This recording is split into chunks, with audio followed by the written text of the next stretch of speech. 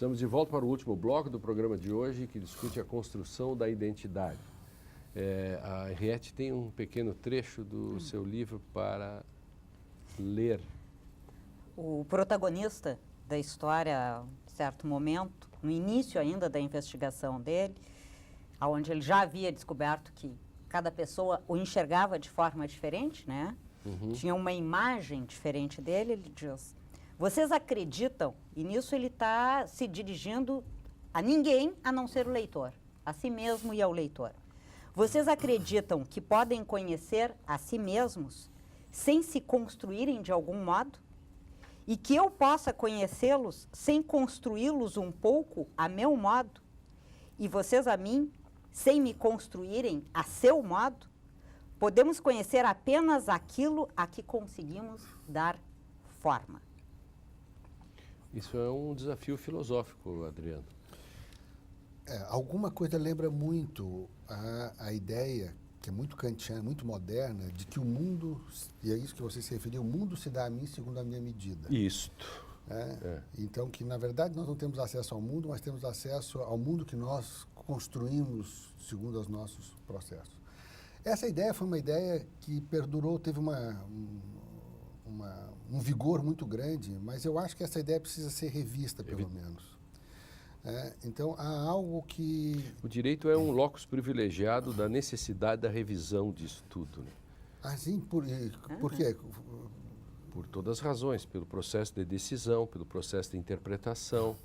Por exemplo, de um lado, o direito ainda está preso a algumas amarras ontológico-clássicas, tem juristas que acreditam em essências, e do outro lado, o que é mais normal é um puro voluntarismo, no sentido de que eu decido a partir, quase com uma razão teológica. Assim. Não, esse é um ótimo ponto, porque esse é um ponto. Nós estamos entre esses dois extremos. Perfeito. Nem é o essencialismo de que tem alguma coisa que nós temos acesso, mas que eu esteja sujeitado. Né? Isso, mas nem é um relativismo do tipo eu sou, o mundo é tal qual o formato. Bingo. Né? Não tem alguma coisa aqui de, digamos, vamos deixar a palavra objetivo, de independente.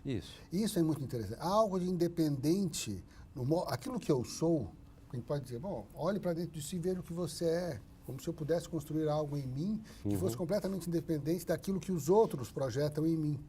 E não é verdade. Desde essa primeira experiência primordial, que é eu sou importante para alguém, bom, então, esse ser importante para alguém é completamente dependente da importância que esse alguém dá para mim. Então, é a boa mãe, é o bom pai, sabe, aqueles que te dão importância. Eu sou dependente total. Isso te faz também crescer na egocentricidade ou não. Então, esta ideia que nem tudo é dependente de você mesmo. Você não tem essa autonomia que te permite... E aí abrimos para outros temas, da liberdade, etc, etc. Mas também não é aquela ideia de uma essência que a gente conhece o mundo, ou de um relativismo absurdo. Então, eu acho importante pensarmos na dependência. No tema da dependência, isso talvez classifique, situe a identidade numa posição que que descreve melhor o que nós somos. Uma posição, digamos assim, intermediária entre esses dois polos. E sem esquecer que a identidade não é o sujeito, né? A identidade é uma representação de algo, mas não é o sujeito. E dentro da ideia do eu e do tu, né, a imagem que o outro constrói de mim diz também algo dele, né? Não é só... E a gente tem que pensar também, eu acho, do ponto de vista político, né, o quanto essa imagem que o outro constrói, né, o quanto ela é, muitas vezes, que é essa imagem social, o quanto ela é coibidora de algumas atitudes. Né? Por exemplo, né, notícias, né, dizer, como é que votou cada um dos deputados. As pessoas querem... Né? Segundo a consciência de cada um. Então, cabe a pergunta aqui, uma pergunta... Mas quem é esse sujeito? Isso me diz algo desse sujeito? Por que é necessário saber quem é que votou, como é que votou? Por que isso é publicizado? né? O que tem de uma identidade social que vai ser construída a partir dessas informações? Mas uma pergunta, Yati, o que seria então o sujeito? Porque tu fizeste agora uma diferença e eu não acompanho muito essa diferença, mas o que seria o sujeito? Tu disseste a identidade não é o sujeito. Não. O que é o sujeito? Não, no sentido de que a identidade é uma construção que me permite identificar alguém, a identidade. Mas que ela não pode, por isso que ela não é integral, né? Ela não pode se confundir com o sujeito em si. Ela é uma representação. Por isso, talvez a gente tem que introduzir as diferenças, né? As distinções entre identidade e esses traços que Freud chama identificação. Né? Quer dizer, nós temos uma série de identificações, de diferentes tipos de identificações. Freud vai distinguir 3, não é? A identificação, uma primordial, que seria algo do pai, a identificação com um traço dos familiares e a identificação com o sofrimento do outro, que Freud chama de identificação histérica, que é como se formam os grupos, né? Há uma identificação quando se formam os grupos. Então, nós vivemos com identificações. Sim, há torcida, grupos, o cara está numa tribo. São identificações. Ali há um tipo de identificação que talvez corra o risco de produzir uma identidade. Coxinhas, petralhas também. Se produzir uma identidade, vai haver a eclosão da violência. Né? Facebookianos. Isso é uma questão de a gente entender os fenômenos sociais, ou os fenômenos de violência. Quando se produz uma identidade, alguém que marca a diferença instaura a guerra. Né? Se você me permite, duas ideias. Uma ideia é, para que o direito serve? Isso. Para mediar diferenças. No âmbito de uma identidade. Quer dizer, nós temos uma identidade, digamos assim, formal, jurídica, se quiser, nós somos o papel de cidadão, então é uma parte do que nossa identidade. E o direito permite uma diversidade enorme de indivíduos coabitarem o mesmo espaço mediante uma identificação muito tênue com a ideia abstrata de cidadão de alguma coisa, mas, sobretudo, ela é abstrata nesse sentido, mas quando você vê a realização do direito, você vê que ela não é tão abstrata, que é a mediação do conflito. Então, aí, o conflito pode ser resolvido sem que ele seja num jogo que continua sendo jogado. Fazer a justiça com as próprias mãos. Exatamente, porque isso é a impossibilidade de interação. Então, de todo modo, aí também, o direito não pode ser simplesmente um instrumento. Ele tem que ter um determinado grau de autonomia para que ele possa, de fato, mediar, porque se ele for simplesmente algo como um argumento moral ou político ou ideológico, ele já não é mais direito. Ele tem que ter uma estabilidade para além das variações que estão correndo. Perfeito.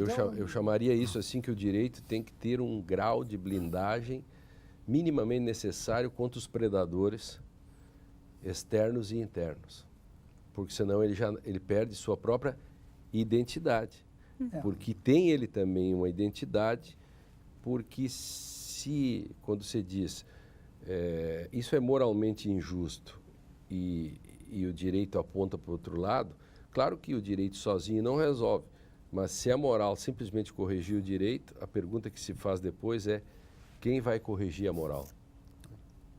E aí nós criamos um círculo vicioso no qual não há mais ordem, não há mais princípios, é uma anarquia. Se a moral invade isso que é da dimensão do direito, né, o direito se esvazia de sentido. Claro, ou a política. Se o direito vem para conter os excessos da política e não consegue fazê-lo, ele não tem mais sentido. Porque a política pode mudá-lo a todo momento, porque o direito vem da política. Você tem que ter, eu acho que essas 3 dimensões que nós tocamos, elas têm que ser, elas interagem. Então, o direito não é infenso à moralidade, é óbvio. Mas se ele é reduzido à moralidade, então, no campo da moralidade, você só tem uma palavra se você aderir. Quer dizer, se você estiver convertido para aquele grupo moral. e para aqueles costumes, portanto, porque isso é uma questão de costumes. Bom, e isso tornaria é o que torna o direito sem sentido dentro da família. Né? Por que você vai ter uma regulação por direito dentro de um grupo familiar? Porque pressupõe-se uma unidade que escapa do direito. O direito pressupõe, é ligado a várias famílias que vão fazer essa identificação. Então, ele tem que ter um âmbito diferente. Claro, e ele tem uma coação que a moral não tem. Isso, porque aí ele tem uma coação que foi mais ou menos acordada, e deixa lá em certos âmbitos. Agora, a moral não pode ser suprimida, porque se tiver só o direito e não tiver a moral, o direito não é suficiente para constranger o comportamento das pessoas. Claro. E, por outro lado, você precisa da política, porque só a política pode mudar a moral. Isso. O direito não muda a moral. Isso. O direito é mudado pela política. E a política está nesse limiar daquela coisa que vai mudando os a nossa maneira e os nossos limiares de valoração. Por isso, são âmbitos que não podem se matar um ao outro. E ele só tem vigor quando... E é nas crises institucionais, no sentido de que cada uma é uma instituição, é que aparece isso mais fortemente, né? Poder viver na polis. Claro, um sistema irritando o outro e até que momento... É o atrito. É o atrito, né? E como que você faz para que a polis sobreviva? Exatamente. Né? E essa é a questão. Que é a passagem da família para a polis, né? E parece que nós, ciclicamente, voltamos a isso, né? Nós irritamos, o sistema fica... Nós irritamos tanto, esticamos tanto a corda, que há um momento que alguém chega e diz, então vamos fazer um novo pacto. Não é assim?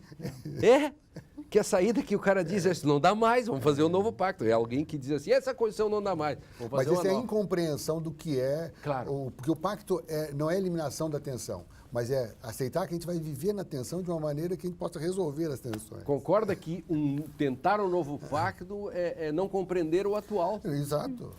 Como se ele fosse um fundamento inconcurso. Isso, que ele tivesse um conteúdo. Não, ele é apenas um espaço de resolução. Exatamente, perfeito. Esse é o ponto central e que serve muito, né, nesses tempos de crises brasileiras.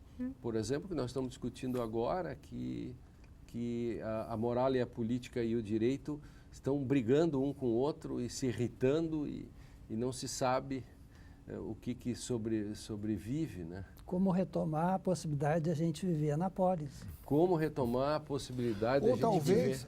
Ou talvez até, visto de uma maneira positiva, a possibilidade desses três sistemas se irritarem e nós continuarmos esse movimento, é um sentido que nós estamos vivendo na polis. Porque se não estivéssemos vivendo na polis, não tem nem isso. Essa irritação teria já evoluído paradoxalmente, para isso pode ser conflito bom, né? aberto. Então, o que eu quero dizer, isso é positivo. Porque quando a política vai mal, por exemplo, a solução é fazer mais política.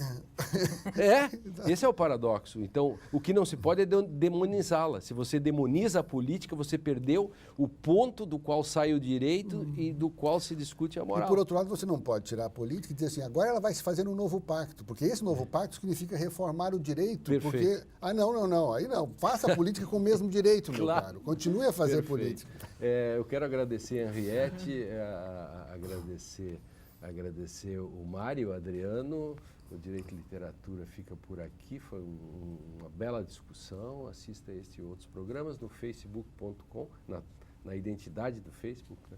E na literatura e no canal do YouTube da TV e Rádio Unicinos. Não esqueça de participar, fazer sugestões. Eu espero você no nosso próximo encontro.